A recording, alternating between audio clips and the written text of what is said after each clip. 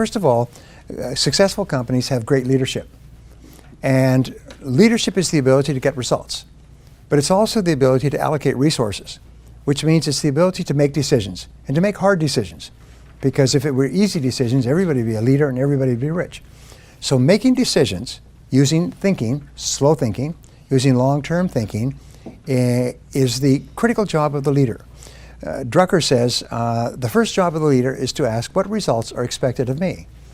And then I add to that, of all the results that are expected of you as a leader, what is the most important result that you need to get to achieve the sales and profitability for which you are responsible? One of the rules what we learn in business, we never complain about anybody or anything in our business, because we're the boss. We're the ones who decided this. We don't complain about your staff because you hire the person. If you don't like the person, get rid of them. Don't complain about them, you just sound like an idiot. One of the marks of superior entrepreneurs is that they're intensely solution-oriented. Is whenever something goes wrong, they immediately go calm and they say, all right, what's the solution? What's our next action? What mediocre people do is they say, who did it and who's to blame? How did this happen? They go on a witch hunt. And of course that makes them become angry and frustrated.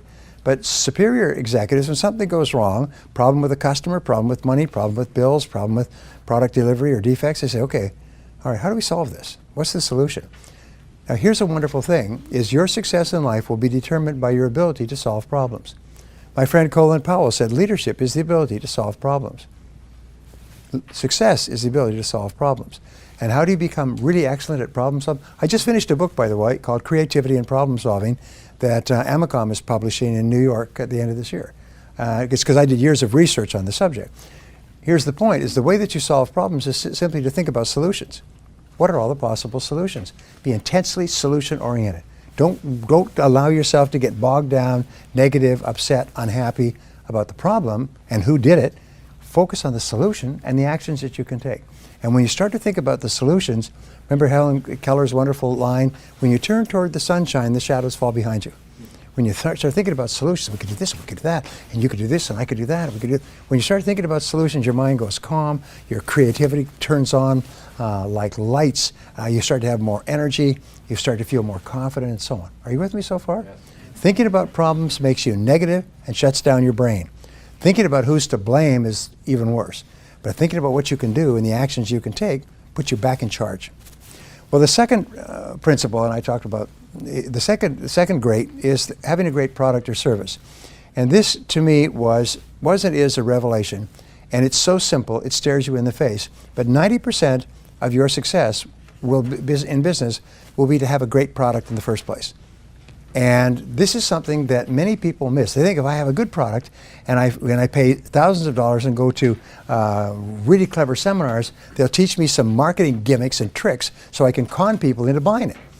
And they spend enormous amounts of time and money trying to advertise or market what is a mediocre product. And I had a good friend, Mitch, and Mitch owned 3 first-class restaurants. And he did no advertising for the restaurants, and the restaurants were always full. And when people said, where do you want to go for dinner? Let's see if we can get into one of those restaurants. And so I asked him. I knew him very well because we worked in the same organization. Dr. Allard, my mentor, owned the 3 restaurants, and Mitch was a part owner, and he ran them. And he could just start an excellent restaurant. I said, what is your secret to promotion? How come these restaurants are always full? And he said, we always put it on the plate. I said, how do you mean? He said, we put superb food at good prices on the plate and just stand back. And the restaurants are full all 7 days a week. And I always thought that's the key to success in business. Put it on the plate. Put it on the plate. Put the quality, put everything into the product or service. Now, the Inc. magazine does a story on the Inc. 500, the 500 fastest growing companies in America, taken over a 3-year period, and every year they update it. The last edition, which came out a couple of months ago, showed that the #1 fastest growing company grew 42,500%. 42,500%. Unbelievable, it grew so fast. Others grew 5, 10, 15, 20, 30, 50 times in 2 or 3 years. All new companies, or reasonably new companies, all companies started by people like the people in this room, and they grew 5, 10, 50, 20, 100 times. Wow. What was the key? So they went back and they had outside researchers analyze it, And you know what they found? Is all the companies put it on the plate. Is every one of them was obsessed with quality, and obsessed with quality as their customers defined it. And they were close to the customer. They're locked tight to the customer. As I was sharing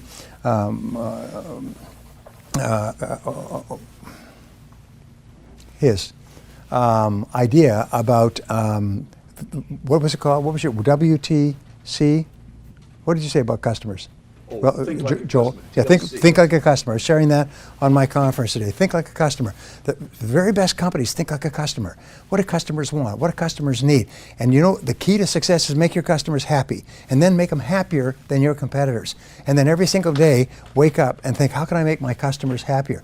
And they went and they interviewed the CEOs of the 500 fastest growing companies, and every one of them was obsessed with customers. They thought about customers. They talked about they visited customers. They called customers. They went and saw customers. They personally responded to customer complaints. They were just obsessed with it, which again repeats that 90% of your success will be the quality of your product or service. Now, how can you tell if you have a great product or service? Well, it's a very simple test, and this is the test that predicts your future more than any other test for the rest of your business career. How many people, after they have used your product or service, turn to another person and say, geez, that's a great product. Geez, that's a great service. Geez, that's a great company. Geez, those are great people. And how many people say this is a great product? What percentage? 50%, 40%? Average in America is about 30%, 35%.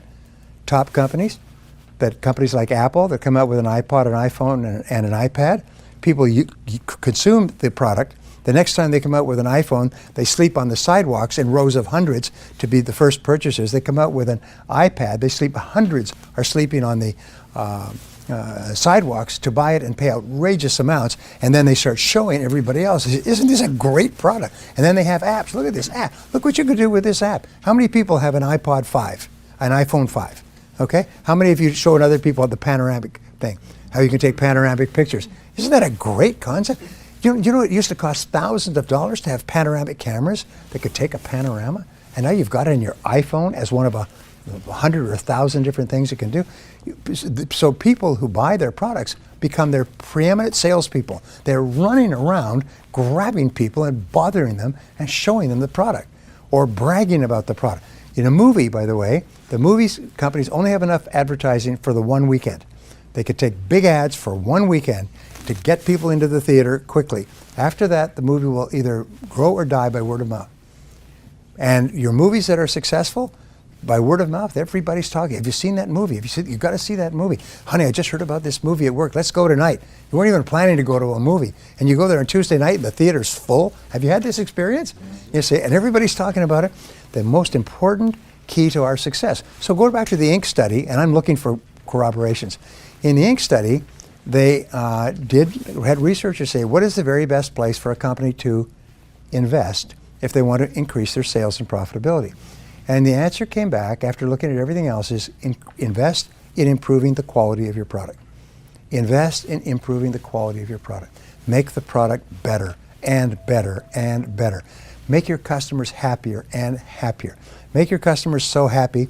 I say that the key to success is to get your customers to buy from you first rather than from your competitor, to buy again because they are so happy, and to bring their friends. And if that becomes your operating theme, we could talk about this all day, is get them to buy from you, buy again, and tell their friends, then you're going to be successful, you're going to be wealthy, you're going to be respected, and more than anything else, you're going to be just as happy as you can be. Because nothing gives us greater joy than to make our customers happy. Number one is become a great leader, which means set clear goals, be decisive, take responsibility for results. Number two is offer a great product and never be satisfied with the quality of the product. Just constantly strive to make it better in the eyes of your customers. And here's one of the great revolutions in marketing, which I think is so important, is the very best companies, the 4 stages of the epiphany, the lean startup, are going to their customers and saying, how do you define a great product? Would you buy this? Would you pay for it? What would you want more of? What would you want less of? What can we do to improve it? They're even doing this with what they call the minimum viable product idea, is they take a product idea to a customer before they even make the product. And they work with the customer shoulder to shoulder to develop the product so the customer says, this is a great product. Then they produce and market the product. So number 3 is you want to have a great business plan. But a great business plan simply requires that you think through on paper the critical aspects of your business, and especially you analyze what it's going to cost, what you can sell it for, what kind of profits you can make, who are the people that you will need. There's a great story of Napoleon's generals all around this large table with maps of Europe spread out, and this is when the French armies were conquering everywhere. And they were talking about what cities or what municipalities, what duchies that they were going to attack with the army next time. And Napoleon would come in from his office, which was nearby, and he'd say, "What are you doing?" He said, "We're talking about we're going to move the army from here, we're going to move it to there," and so on. And he'd say, "Well, gentlemen," he said, "I'm afraid that we can't do it. We don't have the horses." And you've heard the expression, "we don't have the horses." It comes from Napoleon. And what he was saying was that the entire army was driven by horses, cavalry, and horses to pull the wagons with the supplies and everything else. And they could get more men by recruiting on the march, as they did. They recruited, as they went through a village, they recruited people. Join the army, see the world, that sort of thing. Join the army, see the cannons. But the horses, those were scarce. And so the whole success of the army was determined, could they get the horses? That's why when Mike talks about getting the right people, is where do we get the horses? We got the ideas, we know what needs to be done, but where do we get the horses? So these are the things that you think through in a business plan. What kind of technology will you require, and what will it cost to set it up, and who's going to run it and operate it? What kind of advertising, publicity, promotion will you require? How much will it cost? What kind of returns will you get? So a business plan, and there's many people, I'm sure you have lots of business plan models that are quite common, is a business plan forces you to think long-term and to think slowly. And you'll always make better business decisions if you think long-term and you think slowly. The fourth area has to do with having a great marketing plan. And a great marketing plan is what you talk about all the time. But there's a rule in advertising. I used to work for a large advertising agency. And the rule is the fastest way to kill a product, a bad product, is to advertise it or to market it. Is to find, because if you market it, what happens? Is more people use it. More people use it and are angry about it, then they tell more people and the product dies. So the fastest way to kill a bad product is to promote it. And many people think, oh no, the way I can get my money back is I can sell it to people before enough people know how bad it is. No, we have the internet today. Everybody in the world can know how many troops appeared on the streets of the Crimean with balaclava masks on their face, and they know that in 3 seconds. I was just in Russia, where in Russia they control all the media, and they tell people that they were attacking the Ukrainians, backed by the CIA, are behind all the problems in the Ukraine, and the poor Russian people just are being sacrificed. So I'm just sending in some of my troops to help protect our. I said to my friend Sergey, I said, Sergey, that's nonsense. Not a word of what you're saying is true. It's totally false. The only people in the world who believe what you're saying are people within Russia who have no access to news on the outside. Anyway, I'm getting off track. My point is that marketing means how do you attract people to your product or service. There's a difference between marketing and sales. You know what it is? Imagine that I were to say to you at midday, this group, I say, is anybody here hungry? You raise your hand, all right? That's marketing. I'm interested in your product or service. I'm interested in the product or service generally. But anybody here like to save money, make money, lose weight, be happy, pick up girls, whatever it happens to be. Then the second part is, now I have a restaurant. Let me tell you why you should come to my restaurant to satisfy your hunger rather than to go to the competitors. So those are the two. It's the marketing is to attract people who raise their hand, who are interested in the benefit that your product or service offers, and selling, the conversion, is to get them to buy from you rather than from your competitors. So they are very different functions. You can't sell if you can't attract interested prospects. So marketing is a very complex process, and you guys talk about it all the time. So you need a great marketing plan. How can you tell if you have a great marketing plan? Answer is you have a steady stream of interested prospects who are calling you, emailing you, coming in your door, sleeping on the street in front of your business each night to get to be the first ones to come in the daytime. Number 5 is you need a great sales plan. And a great sales plan, of course, is a sale that consistently and predictably converts customers or converts interested people into customers. Now here's the rule. If you have a professional sales process, and all 100% of all successful companies have a professional sales process. If you speak to the salesperson, I'm working with an international company that has a branch in Warsaw, and if you speak to the salesperson in Warsaw or the salesperson in Los Angeles or the salesperson in Johannesburg, 100% of them use exactly the same sales process. The first contact will be a telephone contact to offer you a benefit and to try to set up an appointment, and the words will be word for word. The reason this company did this is it almost went broke because everybody was selling their own damn way. They would say whatever fell out of their mouths whenever they ran across a prospect. And they realized that without a sales process, we have a great product, which they do, and it's killing them.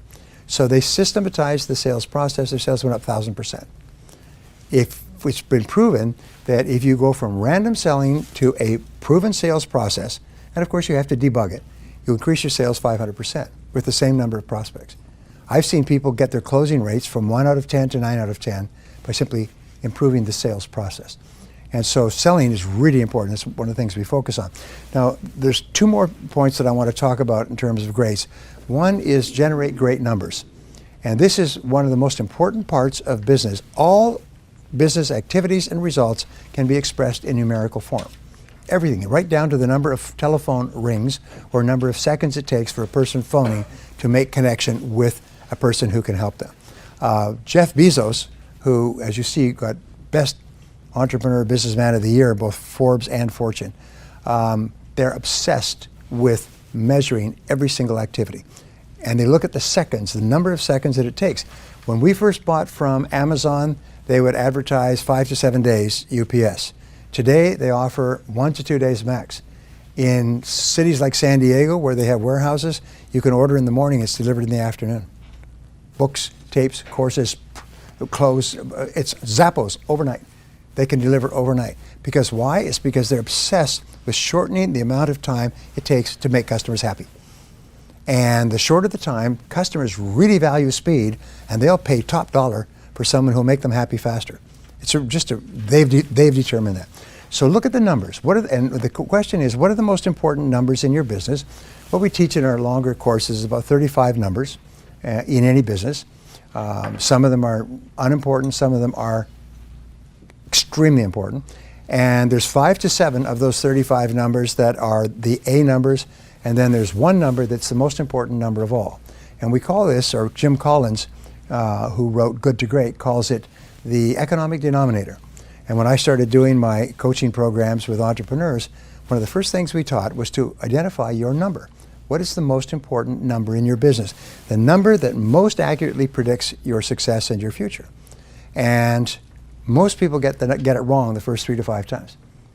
What is your number? What is your most important number? The number that you just basically obsess with all the time. And one company went from struggle, written up in Entrepreneur magazine, went from struggling to bankruptcy.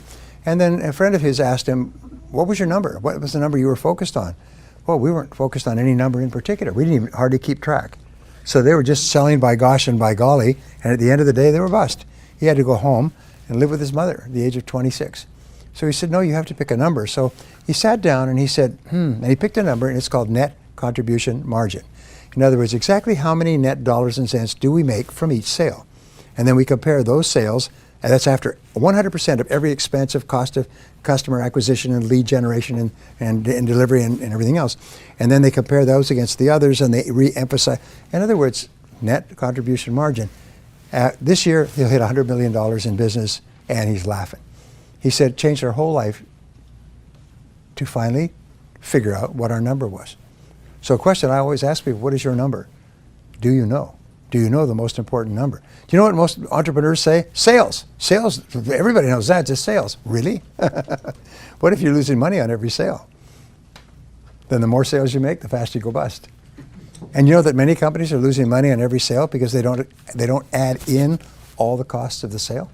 They leave out their own labor, they leave out rent, they leave out utilities, they leave out delivery costs, they leave out defects, they leave out packaging, theft.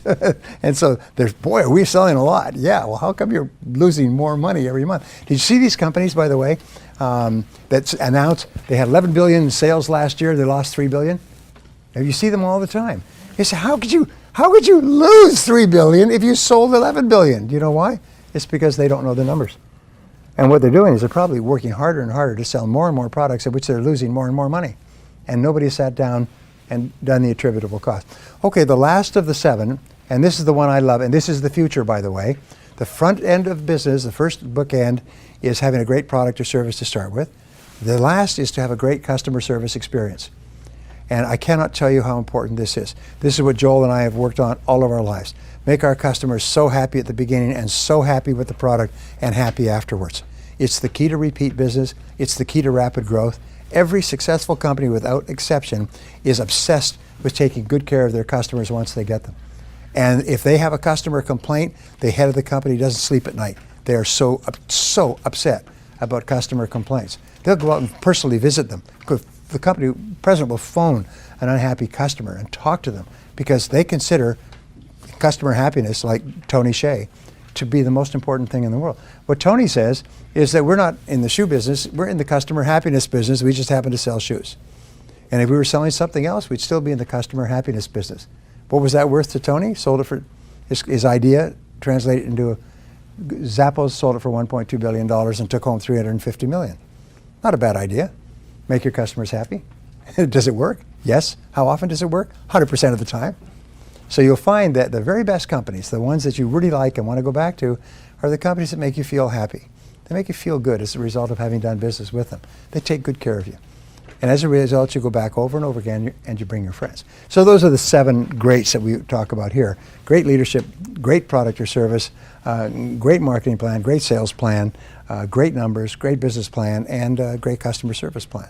And if you have those, here's the interesting thing, is if you're missing one of them, it's like dialing a 7-digit number. If you miss one of them, your company will go broke. Miss any one of them, get them wrong, get the wrong answer, or miss it completely, then your company goes broke. So now we know scientifically, basically more and more of exactly what you have to do to build a high profit business. And the wonderful thing is it's all learnable. You can learn any one of these skills. Anything I just explained to you is as simple as ditch water. All you have to do is just say, and what is it? You think. Like, yeah, I could do that. I could do more of that. I could improve that.